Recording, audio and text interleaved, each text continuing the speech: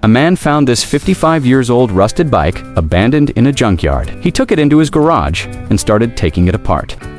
Then comes the process of sanding each part to remove rust and dirt, and painted and polished every part to look clean, new, and shiny. He then rebuilt the engine to start working again. After days and hours of hard work, repairs, and dedication, that 55 years old rusted bike now looks like this. Drop a heart in comments if you love this amazing transformation.